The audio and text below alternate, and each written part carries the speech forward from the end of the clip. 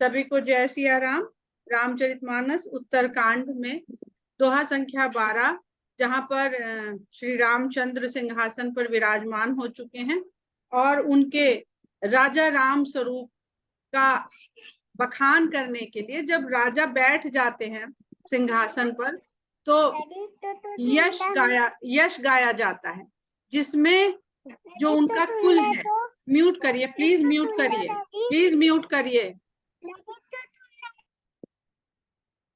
Mute रखिए, वरना मुझे एग्जिट करना पड़ जाएगा, क्योंकि उत्तरकांड मेरे अपने लिए भी थोड़ा सा मुश्किल रहता है और ध्यान इतनी जल्दी बढ़ता है।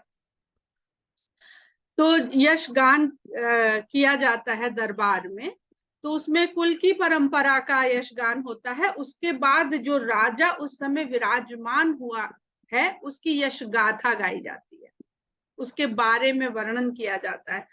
तो ये यश गाथा गाने वाले जब आते हैं, आप लोगों ने सीरियल में और सिनेमा में देखा होगा कि जैसे ही राजा बैठते हैं तो कुछ स्त्री पुरुष आते हैं, नृत्य करते हैं, उसके बाद वो गा गा के उनका बखान करते हैं, तो उनको बंदी जन कहते हैं। तो राम का यश गान गाने के लिए स्वयं वेद बंदी जन का रूप धर करके राजा राम के दरबार में आ गए। राम का बखान कहाँ होता है? अब यहाँ पर परम ब्रह्म का बखान है, राम के परम ब्रह्म स्वरूप का। राम राजा के रूप में विराजमान हो गए हैं। राजा कहाँ के? खाली अयोध्या के नहीं, समस्त सचराचर जगत के राजा है वो, जो अयोध्या के राजा के रूप में हमको दिखाए, बताए और समझाए जा रहे हैं। तो ब्रह्म का बखान, वर्णन तुलसीदास जी बार बार कहाँ कहते हैं होता है? वेदों में, वेद वर्णन श्रुतियों में। तो जब राजा राम का यशगान हो रहा है तो वहां पर जो बखान करने वाले मनुष्य भी हैं यदि, तो वो वेद ही है स्वयं, परंतु कथा के अनुसार स्वयं वेद अर्थात भगवान राम के वर्णन को कर पाना केवल वेद के लिए संभव है, केवल वेद के लिए संभव है। और वो इतना कठिन है, जो वेद में ब्रह्म का निरूपण किया गया है वो सबके समझ में आने वाला नहीं है। तो इसलिए जो वेद में बताया गया ब्रह्म है उसको शंकर भगवान आगे कहते हैं। यही निरूपण हम लोग यहाँ पर समझने का प्रयास करेंगे। तो कहते हैं, वह शोभा समाज सुख कहत न बनई खगेश, बरनहि सारद शेष श्रुति सो रस जान महेश। उसको वर्णन तो कर सकते हैं लोग, जिनके पास क्षमता है, वाणी है, लेखन कौशल है, कवित्व है, वो वर्णन तो कर सकते हैं, पर उसका जो रस है वो केवल शंकर भगवान जानते हैं। भिन्न भिन्न स्तुति कर गए सुर निज निज धाम, बंदी बेश वेद तब आए जहां श्री राम। भगवान की अनेक प्रकार से स्तुतियां करके देवता लोग अपने अपने धाम को चले गए। अब ये धरती पर, वो तो किसी और लोक के वासी हैं, आए वहां से स्तुति करी और अपने धाम को चले गए, पर भगवान राम के स्वरूप को धरती पर बताने के लिए जो आए वो स्वयं वेद हैं। ब्रह्म का निरूपण इस संसार में, इस वसुधा में जिसने हम तक पहुंचाया वो वेद ही हैं। प्रभु सर्वज्ञ कीन अति आदर कृपा निधान, सर्वज्ञ भगवान ने उनका बहुत आदर किया और लख्यौ न काहू मरम कछु लगे करन गुणगान। इस वेद को किसी ने दरबार में जाना नहीं, दरबारी लोगों के लिए अर्थात सांसारिक लोगों के लिए वो साधारण बंदी जन ही थे, जो किसी राजा का गुणगान गाने बताने कहने आए थे। अब चूंकि वो वेद हैं तो देखिए वो क्या कहते हैं, जय सगुन निर्गुण रूप रूप अनूप भूप शिरोमणि। कल हम लोगों ने पूरा पाठ कर लिया था, इसलिए एक एक पंक्ति से पढ़ते हुए आगे बढ़ेंगे। जयकार कर रहे हैं ब्रह्म रूपी राम के सगुण रूप की। जय सगुण, निर्गुण और फिर निर्गुण रूप की। सगुण जो पूरे रूप में आकर के अवतार लेके सामने बैठा है वो तो सगुण है ही, उसको सगुण कह दिया तो वो अपने आप में पूरा हो गया। पर निर्गुण को कैसे समझे? तो निर्गुण रूप, भगवान का एक पर्यायवाची अरूप भी है, जिसका कोई रूप नहीं है, जिसकी कल्पना नहीं करी जा सकती है। तो जिसका कोई रूप नहीं है, उस निर्गुण भगवान का जो रूप है वो बहुत बहुत थोड़ा कंफ्यूजन भी पैदा करेगा आप लोगों के मन में, और मन में कंफ्यूजन होगा क्योंकि इतनी आसानी से समझा नहीं जा सकता है ब्रह्म को।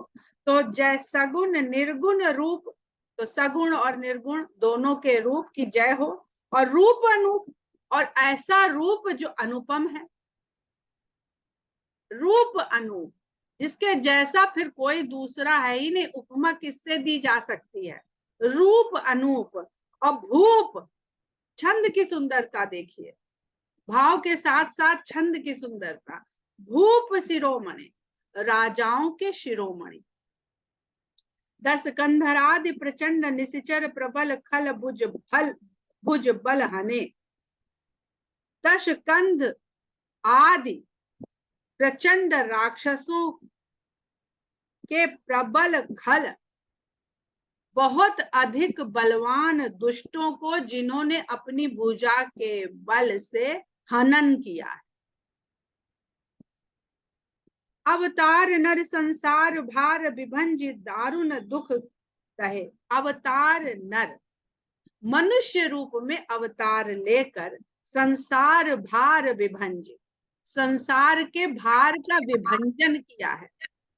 दारुण दुख दहे, और इस संसार के जो दारुण दुख हैं उनको दहन कर दिया है, नष्ट कर दिया है, जला दिया है।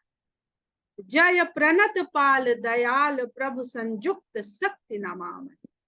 अपनी शरण में आए हुए का पालन करने वाले दयालु भगवान संयुक्त शक्ति के सहित हम आपको नमस्कार करते हैं।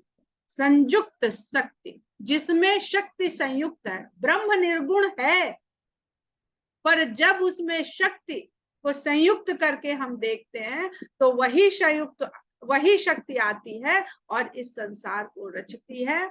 संसार प्रकृति रच रही है, आदि शक्ति प्रकृति के रूप में प्रकट हो रही है, पर वो सब तब तक जड़ है जब तक उसमें ब्रह्म रूपी चेतना का करंट उसमें प्रवाहित नहीं हो जाता है। तब विषम माया बस सुरासुर नार नर अग जग हरे।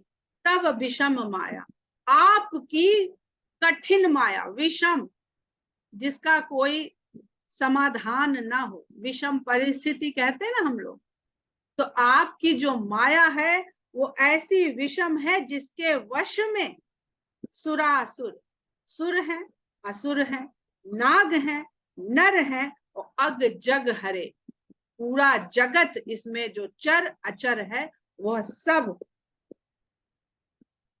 इसके वश में हुए पड़े हैं। भव पंथ भ्रमत अमित दिवस निशिकाल कर्म गुण निभरे। और इस माया के वशीभूत हो करके सुर असुर नाग नर चर अचर सभी भव पंथ भ्रमत, संसार रूपी मार्ग में भ्रम में पड़े हुए रहते हैं। अमित दिवस निशिकाल कर्म, और सारे रात दिन काल जो भी है अपने कर्म और गुणों से भरे रहते हैं। कर्म और गुणों से भरे रहते हैं क्या? जिन गुणों से मनुष्य की रचना की गई है, ये कौन कौन से गुण हैं? अगर इसको डिटेल में पढ़ना चाहते हैं तो आप लोग भागवत पुराण और गीता पढ़ सकते हैं। उन गुणों के कारण ही कर्म जो होते हैं मनुष्य के द्वारा किए हुए वो शुभ और अशुभ होते हैं। तीन प्रमुख गुण हम बता देते हैं, सत रज तम। ये बहुत इनमें फिर इनके अलग अलग किस तरह से ये काम करते हैं। जैसे अगर हम लोग कहें तो एक ही पदार्थ होता है, पर वो अलग अलग, अगर हम केमिस्ट्री की बात करें तो एक ही पदार्थ अलग अलग चीजों के साथ, एक रिएजेंट अलग अलग चीजों के साथ अलग अलग प्रतिक्रियाएं देता है, अलग अलग प्रोडक्ट करता है। तो अगर विविधता ना हो, तो जब सब हम उन्हीं तीनों गुणों से, पांच तत्वों से बने हैं और हमारे सबके भीतर वही ब्रह्म रूपी चेतना है, तो हम सबको बढ़िया होना चाहिए, सबको एक जैसा होना चाहिए। विविधता तो इतनी है कि अभी पढ़ते चलिए कि हमारा फिंगरप्रिंट जो है वो दोबारा संसार में बनता ही नहीं है, बनता ही नहीं है।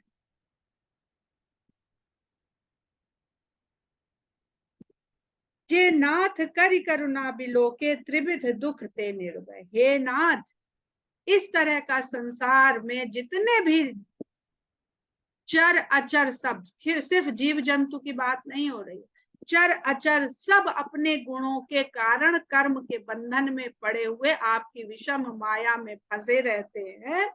उनको जब आप करुणा दृष्टि डाल देते हैं, तभी वो तीनों दुखों से मुक्त हो पाते हैं। त्रिविध दुख ते निर्भय, भव खेद छेदन दच्छ, हम कहूँ रच्छ राम नमामि। इस भव सागर का जो कष्ट है, बंधन है, खेद दुख, खेद माने होता है ना दुख, हमें खेद है, जो भी सोच निराशा की, नेगेटिविटी की, जितना भी इस भव सागर में चीजें हैं, उसको छेदने में आप ही दक्ष हैं। छेदना अर्थात वेदना, संधान करके उसका छेदन कर देना। अब राम के धनुर्धर रूप का आप लोग अर्थ समझिए, आप ही दक्ष हैं और हम कहूँ रक्ष, और हमारी रक्षा आप ही के द्वारा होती है। ऐसे राम को हम सब नमस्कार करते हैं। जे ज्ञान मान विमत तब भव हरनि भक्ति न आदरी। जो अपने ज्ञान और मान के बोध में मतवाले हो जाते हैं, मस्त हो जाते हैं, तब भव हरनि, और आपकी भव के कष्टों को हरने वाली भक्ति का आदर नहीं करते। ते पाई सुर दुर्लभ पदातपि, वे लोग देवताओं का दुर्लभ पद पाकर भी पदादपि परत हम देखत हरि, उनको पदच्युत होते हुए हमने देखा। अगर देवता का भी पद मिल जाए और वह व्यक्ति अपने ज्ञान और मान में डूब जाता है, अर्थात उसके भीतर अहंकार का समावेश हो जाता है, और वह आपकी संसार के दुखों से मुक्त करने वाली भक्ति का आदर नहीं करता है, अर्थात स्वयं कर्ता भाव से अहंकार, अहंकार करने वाला मैं, तो कर्ता भाव, तो इस कर्ता भाव से जो भर जाता है, उसको ऐसे ऊंचे पद से भी नीचे गिरते हुए हमने देखा है, संसार में देखा है। विश्वास कर सब आस परिहरि दास, तब जे होई रहे। और जिसने आपके ऊपर विश्वास कर लिया, सभी आशाएं त्याग दी, किसी औरों से सब आस परिहर, किसी और से सब तरह की आशाएं त्याग दी, और सिर्फ आपका विश्वास करके जो आपके दास होकर रहे, आपके सेवक होकर रहे। जप नाम तब बिनु श्रम तरही, और आपके नाम को जपते रहे, वो बिना कोई श्रम किए ही तरही भवनाथ सो समराप है। इस भवसागर को पार कर जाते हैं, अर्थात दुख संकट कष्ट उनको नहीं व्यापते हैं। ऐसे राम का हम सब स्मरण करते हैं। जे चरण शिव अज पूज्य रज शुभ परस मुनि पत्नी तरी, जिन चरणों को शंकर और ब्रह्मा पूजते हैं, और जिन चरणों की रज से, धूल से, के शुभ स्पर्श से, शुभ परस, शुभ स्पर्श से मुनि पत्नी तरी, गौतम मुनि की पत्नी अहिल्या भी तर गई। बड़ा सुंदर एक प्रसंग कल सुन रहे थे। शास्त्रों में, वेदों में बहुत जगह कहा गया है कि स्त्री के शरीर से मोक्ष की प्राप्ति नहीं हुई। जब हम 84 लाख योनियों को पार करते हुए मनुष्य की योनि में आते हैं, तो मनुष्य की योनि से पहले की जो लास्ट जंतु की योनि है उसको गऊ को माना जाता है। गऊ के बाद मनुष्य की योनि मिलती है। मनुष्यों में फिर जब ब्राह्मण की योनि मिलती है, उसमें स्त्री मोक्ष के लिए एलिजिबल नहीं है। तो उसमें बताया कि जो मनुष्य के शरीर में 7 चक्र होते हैं, वो सातों चक्र स्त्री और पुरुष में समान होते, परंतु केवल स्त्री में 2 चक्र पुरुष से अधिक एक्टिवेट होते, मूलाधार चक्र और हृदय चक्र, हृदय के समीप वाला चक्र होता है। मूलाधार चक्र में सृष्टि के लिए शिशु वहां पर विराजमान होता है। जब वो विराजमान होता है गर्भ में, तो उस समय भगवान का वहां पर चेतना का वहां पर एक बार प्रवेश होता है, जिससे उस गर्भस्थ शिशु में प्राण आते हैं।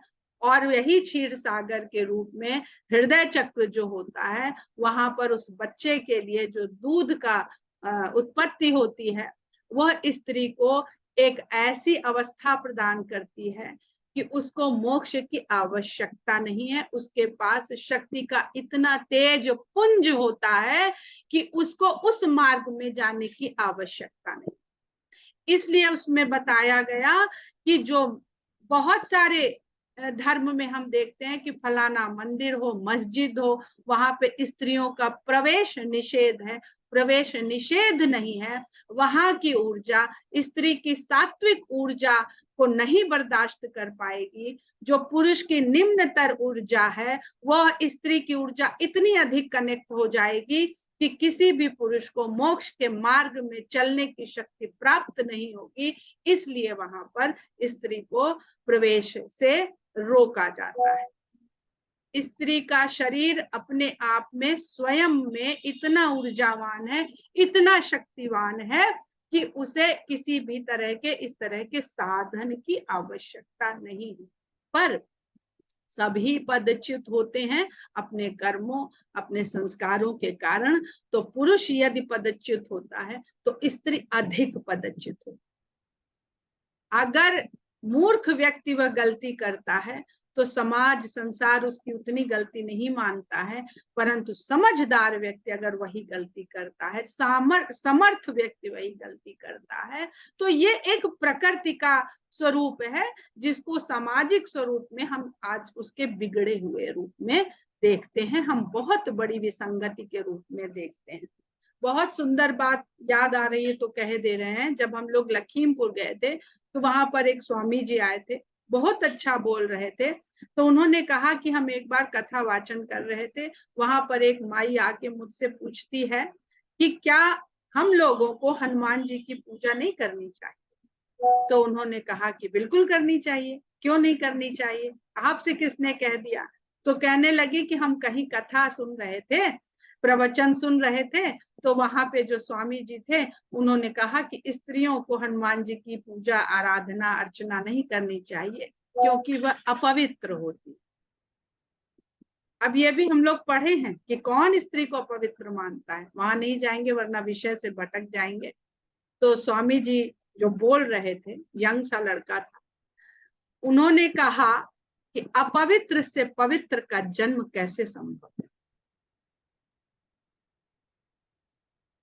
आम के पेड़ में आम ही होएगा, इमली के पेड़ में इमली ही होएगी। तो अपवित्र से, वो हम लोग पढ़ते हैं ना, ओम पूर्णमदः पूर्णमदाय, तो अपवित्र से अपवित्र ही जन्मेगा। तो ये सब भ्रांति में नहीं पड़ना चाहिए। तो कहते हैं जे चरण, अब वही अहिल्या जो स्त्री रूप में है, जिसको शास्त्र और हम लोग जो सुनी सुनाई बातें हैं, वह भी आपके चरणों की धूल के स्पर्श मात्र से मोक्ष को प्राप्त करती है, तर जाती है। तो जब हम राम के नाम से जुड़ते हैं, राम के नाम को अपना आधार बनाते हैं, तो हम स्त्री पुरुष, राम कथा सारे भेद को मिटाने की कथा है। एक ही इसका मूल मंत्र है, वो है अभेद। नख निर्गता मुनि बंदिता त्रैलोक पावन सुरसरी, आपके नाखूनों से निकली हुई मुनियों के द्वारा वंदित, तीनों लोगों को पवित्र करने वाली गंगा। ये पहले भी हम कथा बता चुके हैं कि वामन अवतार में जब भगवान ने राजा बलि से 3 पग भूमि मांगी थी, तो पहले कदम में उन्होंने इहलोक और दूसरे कदम में परलोक नाप लिया था, और तीसरा पग पूछा था कि कहाँ रखें, तब बलि ने अपना शीश झुका दिया था। तो जब परलोक में भगवान ने चरण उठा के रखा था, तो भगवान का जो धाम है वो इन लोकों से परे है, तीनों लोकों से परे। वो भगवान का धाम इन तीनों लोकों में नहीं आता है। तो भगवान का नाखून जो था चरण का, वो संसार के सृष्टि के आवरण में छू गया था। तो वहां से भगवान के धाम जो क्षीर सागर की धारा थी, वो निकल के बाहर आ गई थी। वही आगे चल करके गंगा नदी बनी। पहले वो स्वर्ग में विराजमान हुई, स्वर्ग से फिर वो धरती लोक पर आई थी। तो नख निर्गता, आपके नाखून से निकली हुई, नाखून में इतनी आपके महत्ता है कि जो नाखून के द्वारा उत्पन्न हुई वो सभी मुनियों के द्वारा वंदित हुई, और उसके भीतर तीनों लोगों को पवित्र करने की क्षमता है। और आपके चरण ध्वज कुलिस अंकुश कंज जुत बन फिरत कंटक किन, जिनमें ईश्वर के सारे चिन्ह विराजमान है, ध्वजा, वज्र, अंकुश और कमल। इन चिन्हों से युक्त आपके चरण भी जब वन में फिर रहे थे, तो उसमें न जाने कितने कांटे चुभे। तो अगर हमारे जीवन में कभी ऐसे कष्ट आते हैं कि कांटे हमें लगे, कि कष्टों के कांटे हमें चुभ रहे हैं, तो हम ये याद कर लें कि भगवान कहते ना कि हमारे पास तो उनका था बड़ा अच्छा भाग्य है, फिर ये कष्ट क्यों आ गया, दुर्भाग्य है, फिर तो जाने ही दीजिए, हम तैयार ही रहते हैं कष्टों को सहने के लिए। तो जो भगवान के चरण इन चिन्हों से अंकित हैं, जब उनमें भी कांटे चुभ सकते हैं, तो हमारे छोटे से जीवन में हम थोड़े बहुत कष्टों से क्यों घबरा जाते हैं। पद कंज द्वंद मुकुंद राम, रमेश नित्य भजा में, ऐसे चरण कमलों, दोनों चरण कमलों को आनंद देने वाले राम रमेश, रमेश यानी रमा के स्वामी, रमेश रमा ईश, तो राम और रमा के स्वामी का नित्य हम भजन करते हैं। अव्यक्त मूलम नादि तरुतचारि निगमागम बने, वेद कहते हैं कि आपका मूल जो है वो अनादि है। अब इसमें हम आप लोगों को एक गीता का वो पढ़ के सुना देते हैं, तो आप लोगों को थोड़ा सरल रहेगा कि ये क्या बात यहाँ पे कही जा रही है। एक वृक्ष का वेद में वर्णन किया जाता है, उस वृक्ष में क्या क्या है और उस वृक्ष का मूल क्या है। उस वृक्ष का मूल जो है वो प्रकृति है। और हमने पहले भी बताया था कि ये जो संसार हमें दिखता है, ये जो सत्य है उसका प्रतिबिंब है, एक बिंब है, उसका प्रतिबिंब है। तो जब प्रतिबिंब होता है वो ठीक उलट होता है। जब ऐसे शून्य की हम एक परिकल्पना करते हैं, उसमें बीच में एक रेखा खींच देते हैं केंद्र से होती हुई, तो जो वृक्ष है उस वृक्ष का जो जड़ है वही प्रकृति है। वो वृक्ष जाता है ऊपर की ओर और उसकी जो छाया होती है वो नीचे की ओर। जैसे हम किसी तालाब के किनारे किसी वृक्ष को देखते हैं, तो वेद शास्त्र कहते हैं कि अव्यक्त मूलम नाद, जिसका मूल प्रकृति है, और जो उसकी जो त्वचा है, उस वृक्ष की जो त्वचा है, छाल जिसको हम कहते हैं, तर त्वच चार निगमागम बने, वो वही 4 वेद हैं। निगमागम इसका भी अर्थ हम बता चुके हैं कि ज्ञान का आगमन और निर्गमन होना, इसलिए वेद को निगमागम कहते हैं। और पहले वो निर्गमन हुआ है, तब हमारे आगमन हुआ है। निर्गमन कहाँ से हुआ है? ईश्वर से। किस तरह हुआ है? सीधे ब्रह्मा जी को। ये सब बड़ी कथाएं हैं। तो ब्रह्मा जी को जब वेद का ज्ञान हुआ है, तो वो कहाँ से निर्गम हुआ किसी को पता नहीं, इसलिए वेद को निगमागम भी कहते हैं। और षटकंध, 6 इसके तने, ये सांख्य योग है। इसमें साथ में ब्रह्म के साथ साथ, वेद वर्णित ब्रह्म की व्याख्या के साथ साथ इसमें सांख्य योग का भी समावेश है। 6 तने हैं और शाखा 25, 25 शाखाएं हैं इस वृक्ष की। अनेक पर्ण सुमन घने, पत्ते और पुष्प अनेक घने, बहुत घना वृक्ष है जिसमें अनगिनत पत्ते और फूल हैं। फल जुगल विधि कट मधुर। अब संसार रूपी वृक्ष की परिकल्पना आप लोगों को बताई जा रही, और इसमें जो फल लगते हैं वो बस 2 प्रकार के हैं। फल जुगल विधि, बस 2 प्रकार के फल लगते हैं, कटु मधुर, कड़वे और मीठे, सुख और दुख। बेली अकेली, और इस वृक्ष पर जो आश्रय लेती है वो सिर्फ एक ही बेल है, सिर्फ एक ही बेल है, यही आश्रित रहे। जो इस वृक्ष पर आश्रय लेती है, बेल का काम होता है उसके ऊपर सहारा लेकर के चढ़ती है। पल्लवत फूलत नवल नित संसार बिटप नमाम। और इस वृक्ष पर जो सहारा ले लेती है बेल, वो इस संसार रूपी वृक्ष में नित नए पत्ते और फूलों से फलती फूलती रहती है। ऐसे ब्रह्म को, ऐसे राम, ब्रह्म रूपी राम को हम नमन करते हैं। इसको खूब पढ़िएगा तो थोड़ा बहुत समझ में आएगा, और साथ में वो अध्याय 15 साथ में पढ़ते रहिएगा। जे ब्रह्म अजम अद्वैत अनुभव गम्य मन पर ध्यान। जो कहते हैं कि ब्रह्म अजन्मा है, अद्वैत है और अनुभव गम्य, अनुभव से जानने योग्य है, मन पर, मन से परे है, ऐसे ब्रह्म का ध्यान लगाइए। वेद ऐसा कहता है, अद्वैत ऐसा कहता, ते कहु नाथ हम तब सगुन जसन।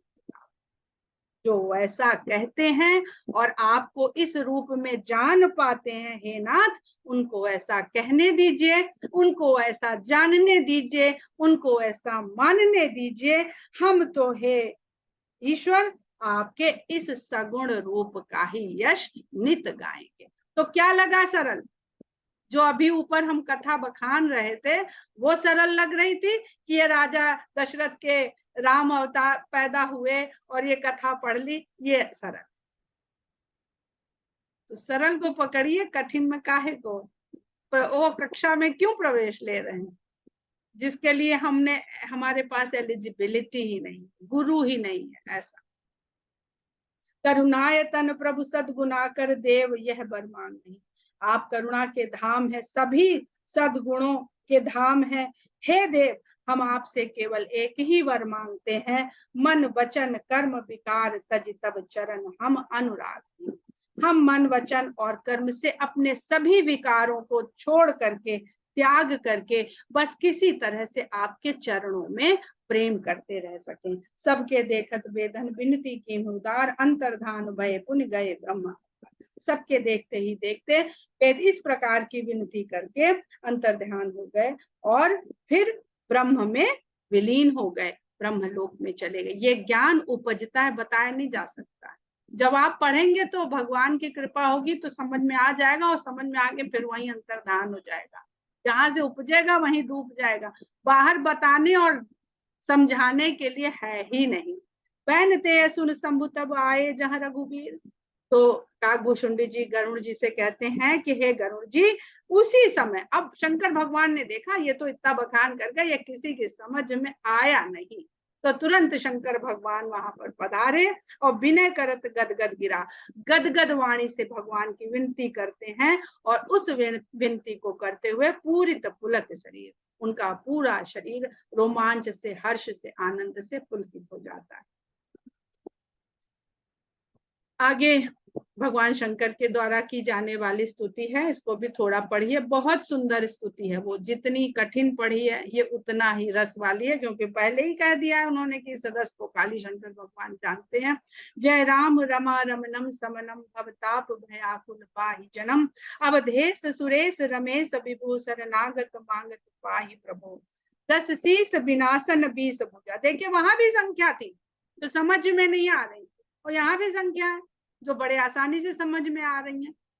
रावण के रूप में 10 शीस विनाशन 20 भुजा, कृत दूरी महामहि भूरि रुजा, रजनीचर वृंद पतंग रहे, सर पावक तेज प्रचंड दहे, महिमंडल मंडन चारु तरम, धृत सायक चाप निसंग बरम, मद मोह महा ममता रजनी, तम पुंज दिवाकर तेज अनी, मन जात किरात निपात किए, मृग लोग कुभोग सरे नहिए, हतिनाथ अनाथ निपाहि हरे, विषया बन पावर भूलि परे, बहु रोग वियोग निलोग है, भव दंग्र निरादर के फल ए, भव सिंधु अगाध परे नरते, पद पंकज प्रेम नजे करते, अति दीन मलिन दुखीनि तही, जिनके पद पंकज प्रीति नहीं, अवलंब भवंत कथा जिनके, प्रिय संत अनंत सदा तिनके, नहीं राग न लोभ न मान मदा, तिनके सम वैभव वा विपदा, एहिते तब सेवक हो तो मुदा, मुनि त्यागत जोग भरोस सदा, कर प्रेम निरंतर नेम लिए, पद पंकज सेवत शुद्ध हिये, सम मानि निरादर आदर ही, सब संत सुखी विचरंति मही, मुनि मानस पंकज भृंग बजे, रघुबीर महारन धीर अजय, तब नाम जपामि नमामि हरि, भव रोग महागद मान हरि, गुणशील कृपा परमायतनम, प्रणमामि निरंतर श्री रमनम, रघुनंदन कंदय द्वंद घनम, महिपाल बिलोकय दीन जनम।